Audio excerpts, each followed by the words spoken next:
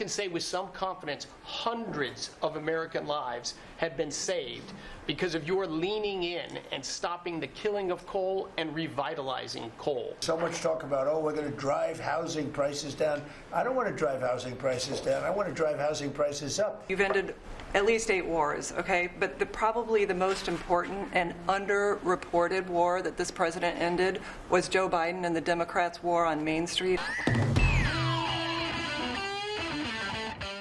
I have a few clips lined up for us from Trump's first cabinet meeting of the year, where notably he doesn't take questions from reporters or call upon Christina once, so leave us a like on the video and let's get right into the breakdown. Existing housing, people that own their homes, we're going to keep them wealthy. We're going to keep those prices up. We're not going to destroy the value of their homes so that somebody that didn't work very hard can buy a home. We're going to make it easier to buy. We're going to get interest rates down. But I want to protect the people that for the first time in their lives feel good about themselves. They feel like they've, that they're wealthy people.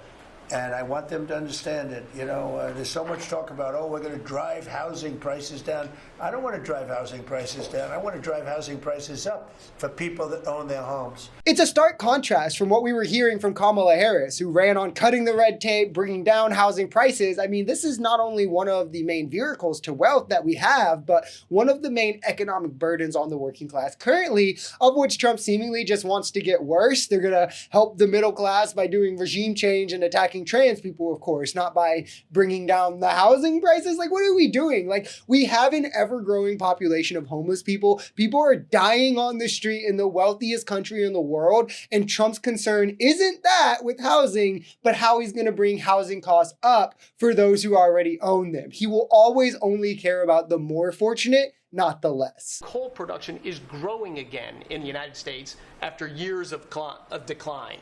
And this beautiful, clean coal was the MVP of the huge cold snap we're in right now. I can say with some confidence hundreds of American lives have been saved because of your leaning in and stopping the killing of coal and revitalizing coal. Coal, over the last few days, where we're at peak demand in electricity, has delivered 20 times more electricity than solar and batteries. Think about that, 20 times more. An industry cold doesn't mind very cold weather, right? Clean.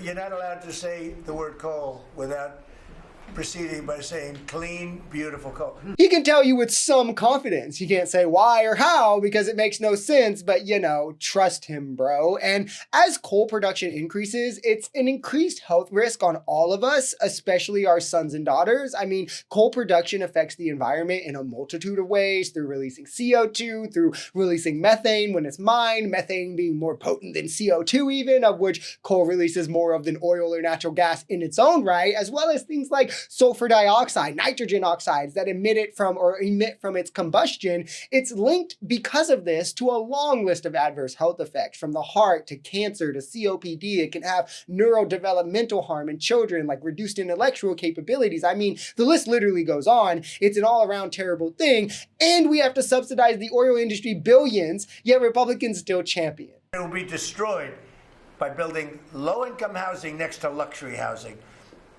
History says that doesn't work too well. Go ahead. We're going to make sure that doesn't happen, Mr. President. Please. But under your leadership, you've ended at least 8 wars, okay? But probably the most important and underreported war that this president ended was Joe Biden and the Democrats' war on Main Street. I'm not kidding. I had literally spit out my drink when I watched this the first time. It's actually why I wanted to cover this cabinet meeting, despite usually not covering like Trump-centered stuff, because is this what these clowns have meant by saying they've ended wars? Oh, he ended the Democrats' war on Main Street and their war on biological females in sports and their war on blah, blah, blah. And that's how they get to 8. Meanwhile, Trump doing regime change in Venezuela and saying Cuba is next. Well, that's not a real war. The real war is on Main Street from the Democrats. Now, that one is like, let's just forget the fact that job growth under Biden was massive. Wage growth under Biden was remarkable compared to Trump. He brought down the global inflation that we felt faster than any other country. Kamala herself ran on continuing that, cutting red tape, building millions of housings for the middle class, penalizing price gouging and more. But